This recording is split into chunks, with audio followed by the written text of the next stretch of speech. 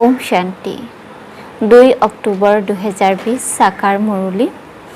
আজি মুৰলী হেডিং মৰমৰ সন্তানসকল, এই পুৰুষোত্তম সংগম যুগ কল্যাণকাৰী যুগ। ইয়াতে পৰিৱৰ্তন হয় তোমালোক কনিষ্ঠৰ পৰা উত্তম পুৰুষ হোৱা। প্ৰশ্ন, এই জ্ঞান মাৰ্গত কোনটো কথা ভাবিলে বা ক'লে কেতিয়াও উন্নতি হ'ব নোৱাৰে?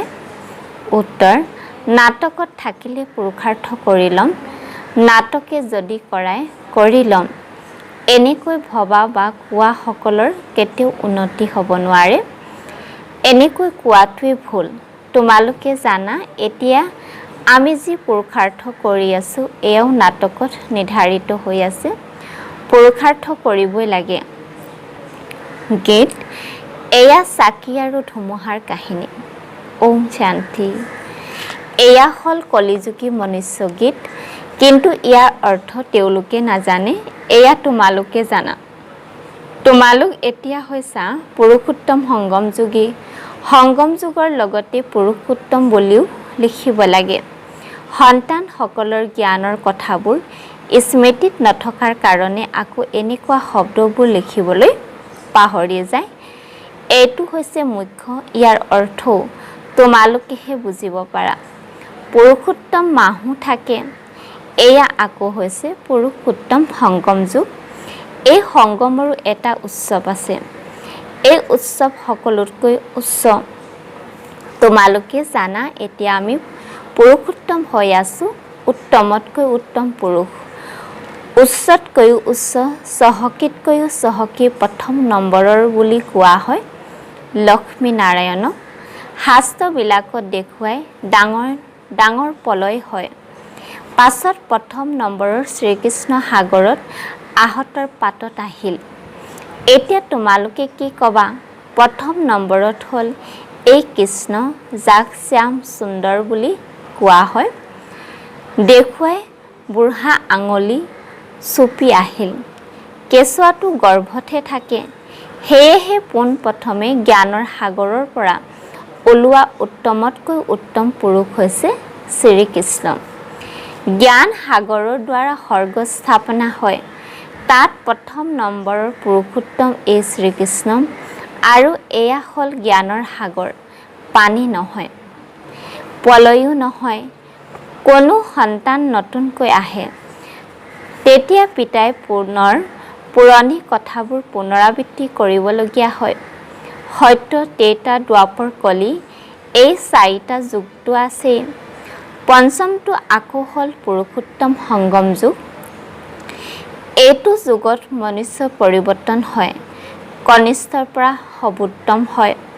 যেনেকৈ শিৱ বাবাকো পুৰুষোত্তম বা সৰ্বোত্তম বুলি কয় নহয় জানো? তেওঁ হয়ে পৰমাত্মা। আকৌ পুৰুষসকলৰ ভিতৰত উত্তম হ'ল এই লক্ষ্মী নাৰায়ণ। এওঁলোকক এনেকৈ কোনে গঢ়ি তুলিলে? এইটো তোমালোক সন্তানসকলেহে জানা। সন্তানসকলেও বুজিব পাৰিছে। এই সময়ত আমি এনেকুৱা হ'বলৈ পুৰুষাৰ্থ কৰোঁ। পুৰুষাৰ্থ কোনো ডাঙৰ নহয়, একেবাৰে সৰল। শিকোঁতাসকল অবলা, কোজা, যিয়ে একো লিখা পঢ়া কৰা নাই, তেওঁলোকৰ কাৰণে কিমান সহজকৈ বুজোৱা হয়। চোৱা, আহমেদাবাদত এজন সাধু আছিল। তেওঁ কৈছিল, মই একো খোৱা বোৱা নকৰোঁ। বাৰু, কোনোবাই গোটেই আয়ুস খোৱা বোৱা নকৰিলে তাতে কি হ'ল? প্ৰাপ্তিটো একো নাই। বৃক্ষও খাদ্যটো পায় নহয় জানো? সাৰ পানী আদি স্বাভাৱিকভাৱে পায়, যাৰ দ্বাৰা বৃক্ষৰ বৃদ্ধি হয়। তেওঁলোকেও কিবা তন্ত্ৰ-মন্ত্ৰ পাইছে চাগৈ। এনেকুৱা বহুত আছে, যিয়ে জুইৰ মাজেদি পানীৰ ওপৰেদি গুচি যায়। ইয়াৰ পৰা লাভনো কি? তোমালোকতো এই সহজ ৰাজযোগৰ দ্বাৰা জন্ম জন্মান্তৰলৈকে লাভ হয়। তোমালোকক জন্ম জন্মান্তৰ কাৰণে দুখীৰ পৰা সুখী কৰি তোলে। পিতাই কয়, সন্তানসকল, নাটক অনুসৰি মই তোমালোকক গূঢ় কথা শুনাওঁ। যেনেকৈ বাবাই বুজাইছে, শিৱ আৰু শংকৰক একাকাৰ কৰা কিয়? শংকৰটো এই সৃষ্টিত ভূমিকাই নাই। শিৱ ব্ৰহ্মা বিষ্ণু ভূমিকাৰ আছে। ব্ৰহ্মা আৰু বিষ্ণু আৰম্ভণিৰ পৰা শেষলৈকে ভূমিকা আছে। শিৱ বাবাৰো এই সময়ত ভূমিকা আছে, যিয়ে আহি জ্ঞান দিয়ে পুনৰ নিৰ্বাণ ধামত গুচি যায়। সন্তানসকলক সম্পত্তি দি নিজেই বানপ্ৰস্থত গুচি যায়। বানপ্ৰস্থি হোৱা অৰ্থাৎ গুৰু দ্বাৰা বাণী সিপাৰি যোৱা পুৰুষাৰ্থ কৰা। কিন্তু উভতিটো কোনেও যাব নোৱাৰে, কিয়নো বিকাৰী ভ্ৰষ্টাচাৰী হয়। বিকাৰী জন্মটো সকলোৰে হয়। এই লক্ষ্মী নাৰায়ণ নিৰ্বিকাৰী হয়। তেওঁলোকৰ বিকাৰৰে জন্ম নহয়, সেইকাৰণে চেষ্টাচাৰী বুলি কোৱা হয়। কুমাৰীসকলো নিৰ্বিকাৰী, সেইকাৰণে তেওঁলোকৰ আগত মূৰ দোৱায়। গতিকে বাবাই বুজাইছে যে ইয়াত শংকৰৰ কোনো ভূমিকা নাই। বাকী প্ৰজাপিতা ব্ৰহ্মাটো নিশ্চয় প্ৰজাসকলৰ পিতা হ'ল নহয় জানো? শিৱ বাবাকতো আত্মাসকলৰ পিতা বুলি ক'ব। তেওঁ হ'ল অবিনাশী পিতা। এই গূঢ় কথাবোৰ ভালদৰে ধাৰণ কৰিব লাগে। যিসকল ডাঙৰ ডাঙৰ দাৰ্শনিক পণ্ডিত আছে, তেওঁলোকে বহুত উপাধি লয়। শ্ৰী শ্ৰী 108 উপাধিও বিদ্বানসকলে পায়। বানাসীৰ কলেজৰ পৰা উত্তীৰ্ণ হৈ উপাধি লৈ আহে। বাবাই সেইকাৰণে গুপ্তাজীক বাৰাণসী পঠিয়াইছিল, যাতে তেওঁলোকক গৈ বুজায় যে পিতাই সেই উপাধি নিজৰ ওপৰত লৈ বহি আছা। পিতাক শ্ৰী শ্ৰী 108 জগত গুৰু বুলি কোৱা হয়। মালাও 108 থাকে। 8 ৰতন গায়ন আছে। তেওঁলোক সন্মান সহকাৰে উত্তীৰ্ণ হয়, সেইকাৰণে তেওঁলোকক জপ কৰে। আকৌ তাতকৈ কম 108ৰ পূজা কৰে। যেতিয়া যজ্ঞ ৰচে, তেতিয়া কোনোবাই 1000 শালিগ্ৰাম সাজে, কোনোবাই 10,000, কোনোবাই 50,000, কোনোবাই লাখো সাজে। মাটিৰে সাজি আকৌ যজ্ঞ ৰচে। চহকী ব্যক্তি ভালতকৈ ভাল, ডাঙৰ চহকী হ'লে লাখৰ হিচাপত সাজিব। পিতাই বুজাইছে মালাটো ডাঙৰ হয় নহয় জানো? 16,108ৰ মালা সাজে। এয়া তোমালোক সন্তানসকলক পিতাই বহি বুজায়। তোমালোক সকলোৱে এতিয়া পিতাৰ সৈতে ভাৰতৰ সেৱা কৰি আছা। পিতাৰ পূজা হয় যেতিয়া সন্তানসকলৰ পূজা হ'ব লাগে।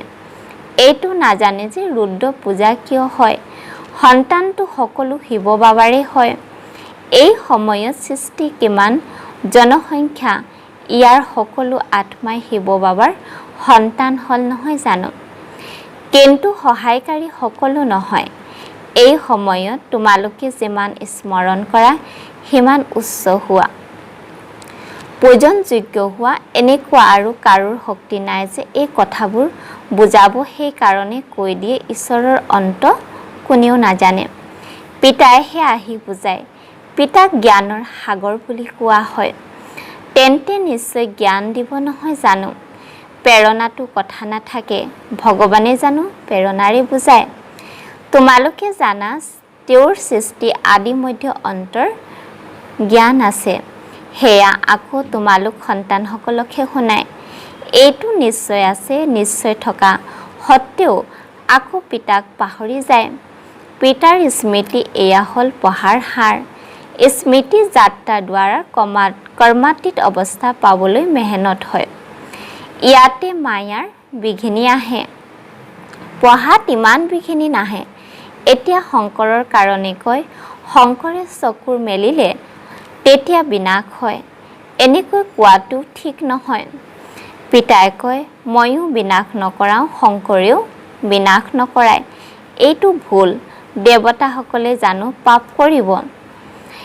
এতিয়া শিৱ বাবাই বহি এই কথাবোৰ বুজায়। আত্মা এই শৰীৰ হৈছে ৰথ। প্ৰত্যেক আত্মাই নিজৰ ৰথত আৰোহী হৈ আছে। পিতাই কয়, মই এওঁৰ শৰীৰ ধাৰত লওঁ, সেইকাৰণে মোৰ দিব্য অলৌকিক জন্ম বুলি কোৱা হয়। এতিয়া তোমালোকৰ বুদ্ধিত 84 চক্ৰ আছে। জানা যে এতিয়া আমি ঘৰলৈ যাম, আকৌ স্বৰ্গলৈ আহিম। বাবাই বহুত সহজ কৰি বুজায়, ইয়াত হাৰ্টফেল হ'ব নালাগে। কয়, বাবা আমি লিখা পঢ়া নাজানো, মুখেৰে একো নোলায়। কিন্তু এনেকুৱাটো নহয়, মুখটো নিশ্চয় চলে। আহাৰ গ্ৰহণ কৰোঁতে মুখ চলে নহয় জানো, মুখেৰে বাণী নোলায়, এনেকুৱাটো হ'বই নোৱাৰে। বাবাই বহুত সৰলকৈ বুজায়। কোনোবাই মৌন হৈ থাকিলে তেতিয়াও ওপৰলৈ ইংগিত দিয়ে যে এওঁক স্মৰণ কৰা। দুখহৰ্তা সুখকৰ্তা সেই এজনী দাতা হয়। ভক্তি মাৰ্গতটো দাতা হয়, এই সময়তো দাতা হয়, পাছত বানপ্ৰস্থতো শান্তি আহেই। সন্তান সকলো শান্তিধামত থাকে। ভূমিকা নিৰ্ধাৰিত হৈ আছে, যিটো কাৰ্যত ৰূপায়িত হয়। এতিয়া আমাৰ ভূমিকা হ'ল বিশ্বক নতুন কৰি তোলা। তেওঁৰ নাম বহুত ভাল, হেভেনলি গডফাদাৰ। পিতা হৈছে স্বৰ্গ ৰচয়িতা। পিতাই নৰকক ৰচনা নকৰে। পুৰণি সৃষ্টি কোনোবাই জানো ৰচে? ঘৰ সদায় নতুন সজা হয়। শিৱ বাবাই নতুন সৃষ্টি ৰচে ব্ৰহ্মা দ্বাৰা। এও ভূমিকা প্ৰাপ্ত কৰিছে। ইয়াত পুৰণি সৃষ্টিত যিয়ে মনুষ্য আছে, সকলোৱে এজনে আনজনক দুখ দি থাকে। তোমালোকে জানা যে আমি শিৱ বাবাৰ সন্তান, আকৌ শৰীৰধাৰী প্ৰজাপিতা ব্ৰহ্মা সন্তান তুলনীয়া হৈ গ'লো। আমাক জ্ঞান শুনাওতাজন হ'ল শিৱ বাবা ৰচয়িতা, যি নিজৰ ৰচনা আদি মধ্য অন্ত জ্ঞান শুনায়। তোমালোকৰ লক্ষ্য উদ্দেশ্য হৈছে এনেকুৱা হোৱা।